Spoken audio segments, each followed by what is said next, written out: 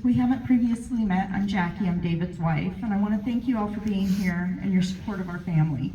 We have been overwhelmed with the amount of support and love we have received from our friends, family, community, and complete strangers since David's accident. We really do live in a wonderful community. David, where to even begin? I am here to tell you how lucky I am to have been David's wife for 20 years. David was a quiet and reserved individual. However, he loved big. David made sure the girls and I knew that we were loved. He was one of the kindest and most genuine people I have known. He was always thinking about how to make the girls and I happy, what he could do for us. When David started really pushing for a bike this year, I was a hard no. He came to me with a Harley, $30,000. No. I had money as my excuse. Dave is a researcher, so he kept researching and found the Kawasaki Vulcan. Good reviews, a third of the price, and I couldn't say no, and I'm honestly glad that I didn't. That bike, for the month that he had it, made him so happy. One of our neighbors, Stephanie, told me that when she would pass him on the road into our neighborhood, he was always smiling. That bike brought him joy, and he deserved that. When I met David, I was a 22-year-old with a 3-year-old daughter, Tori. Tori and I love to tell people how we met him. He was the 29-year-old man, no children, that hung out at a daycare. He had good reason. His mom owned the daycare, but it's always fun to leave that part out. David and Tori had an instant connection. I have told people I think he married me for my daughter, and a big part of the reason I fell in love with him is that he put my baby on a pedestal so high that nobody could touch her. When you are a single mom and you find a man that loves your child like you do, you have a winner. He adopted Tori and would remind her that he chose her.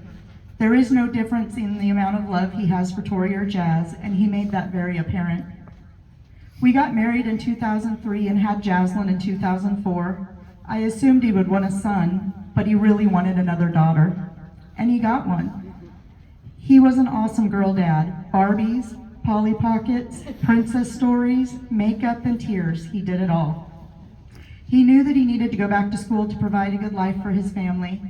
He went to North Idaho College and obtained his associate degree before transferring to the University of Idaho for his Bachelor of Engineering. It was hard on our family. He would leave Monday morning for Moscow, Idaho, a town about 1.5 to 2 hours away, depending on weather and farm equipment. It is Idaho. And would come home Friday after class. We were exhausted and grumpy as a family. So David and I did what any responsible young couple would do. We went to Jamaica to celebrate his graduation, and that we, as a couple, survived. While it was financially irresponsible for us to take that trip at that time, it was the right decision for us. We still talk about that trip, how much fun we had, the things we saw, the activities we did, and the delicious food we ate. The girls have heard about this trip for 14 years. It was our intent to go as a family now that they are officially adults, but we didn't make it. Please, take the trip you are thinking about with your family. Make memories and take pictures that will last a lifetime. David and I are so different. I'm not a friend of nature. He loved to fish. He is an introvert, and I am sociable. I thought we always needed to go somewhere or see someone. David likes TV, movies, and video games. I cannot sit still long enough. But at the end of each day, we ended up together with a goodnight kiss, 3 to be exact, and an I love you. I drove David nuts with my grand ideas. We added Revy, our dog, to the House of Hookers in July. This makes 3 dogs, and as much as he didn't want another responsibility, he knew that she would bring me happiness, so he loved her.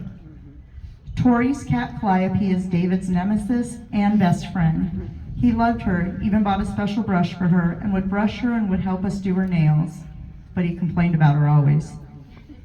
I have been trying to convince him to get rid of our carpet on the stairs. He has been putting it off. The project intimidated him. So I decided to help him while he was in Idaho 3 weeks ago. I decided to pull up the carpet on the stairs.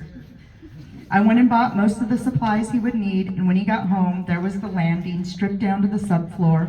He shook his head at me and learned to lay laminate wood flooring via YouTube. He just finished the project. His tools are still in the entryway, but he did a good job, and that was David. He always was going to give it his best. He would procrastinate, I have 2 light fixtures sitting in my upstairs hallway. But once he was in motion, the result was always above my expectations. I always told him his skills, whatever they may be, and impressed me, and he would give me his smirk and thank me. We had the best day on Saturday the 7th. Thanks to our friends Stuart, Leslie, Alexis, Jose, and their families, we were invited to the NC State football game. He made me get up early that Saturday. He wanted to be on the road by 7 on a Saturday, but it was so worth it. He made my eggs just like he did most weekends and apologized if they weren't cooked right. They were always right. And off we went. We went to the Raleigh Farmers Market, held hands most of the time, and then headed over to tailgate. We got one of the best pictures of us sitting at the tailgate party. He had made his famous chewy ginger molasses cookies, and they were perfect, just like they always were. He got a lot of attention from people in the group that he didn't know well about how great his cookies are. Leslie's dad wanted to do a Shark Tank deal with him. He was beaming with pride. He loved to make people happy. We had 2 left for the ride home that night. I, of course, ate mine. On Monday, as I was walking around numb, I found his cookie. He left it for me. It is in the freezer so that I can save it. It is the last thing he made me, and there is so much love in that cookie.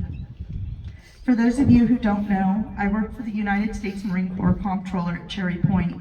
September 30th is the end of the fiscal year, and that is a hard deadline. This year it fell on a Saturday, so I was going to be working all day. I work in a controlled access building, and I got a text from him at 4:24 p.m. Can you come outside? I went outside, and he was walking through the parking lot with my favorite drink from Starbucks. I was so confused.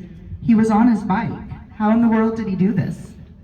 He thought about it, took a sandwich bag with him to Starbucks, took the lid off the mocha, put the bag over it upside down, then put the lid back on. He tucked it into his saddlebag and drove, really careful, to my office. I was smiling ear to ear, and he said to me, I knew you would be having a stressful day, and I just wanted to make you smile. He always wanted to make our day better. Life has been a struggle, but I always had David to lean on. Now I feel like I am falling with no one to catch me. He loved me, supported me, comforted me, and cared for me. When Tori was going through some things as a teenager, she was really upset one day. I overheard him say to her, Tori, my world is a better place because you are in it.